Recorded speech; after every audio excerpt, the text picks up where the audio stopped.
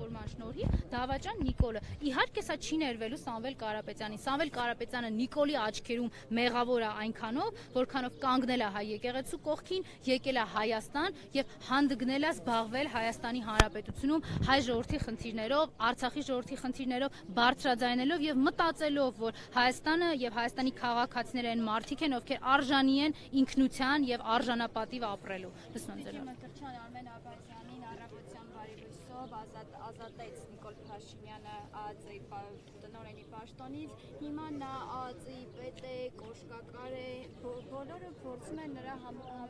քնահաճույքները կատարել։ Ես կասեմ ինքը ով է, ինքը Նիկոլի կողմից հերթական օգտագործված եւ շպրտվածն է, դրանց ավելին Նիկոլ Փաշինյանը այն բռնապետն է, ով իր կողքը կարողացել է հավաքել հանցախմբի մի հատված, ովքեր չունեն սրբություն, չունեն հայրենիք, պատրաստ են փողի եւ ընդհանուր լափի դիմաց, այանել այս ամեն ինչը, օրինակ Հայաստանի մեծ բարերար Սամվել Կարապետյանի նկատմամբ։ Հետապնդումների ենթարկել երրորդ նախագահ Սերժ Սարգսյանին 7 տարի միայն նրա համար, որ ինքը լռի, չխոսի, չպայքարի, որևէ կերպ հնարավորություն չունենա Այո, որևէ կերպ հնարավորություն չունենա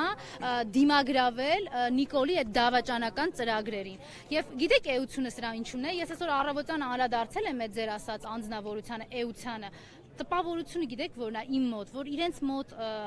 այսպիսի ընկալում կա, որ հերթը իրենց երբեք չի հասնելու։ Այդ դհոլչի Արտուրն էր, որ օգտագործվեց եւ շպրտվեց։ Խուլիգանապետ Արամն էր, որ օգտագործվեց եւ շպրտվեց։ Այն ԲԴԽ կար մի հատ Կարեն Անդրեասյանը օգտագործվեց, շպրտվեց։ Իրենց հերթը չի հասնելու։ Եկեք ես ուղղակի ուղղորդեմ մեր քաղաքացիներին, եթե հետաքրքիր է իմ գրառումը կարդան այդ անձի վերաբերալ, ամփոփելով շատ կարճ ասեմ, որ հերթը բոլորին հասնելու է։ Իսկ Հայաստանի պետության վերականգնումից հետո իրանք արդեն իրականում մեր հայ ժողովրդը մի հատ շունչ է քաշելու եւ հետեւելու է արդարադատության եւ հասարակական պատասխանատվությանը դրանց նկատմամբ։ Շնորհակալ եմ։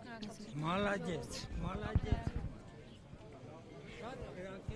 Շնորհակալ եմ։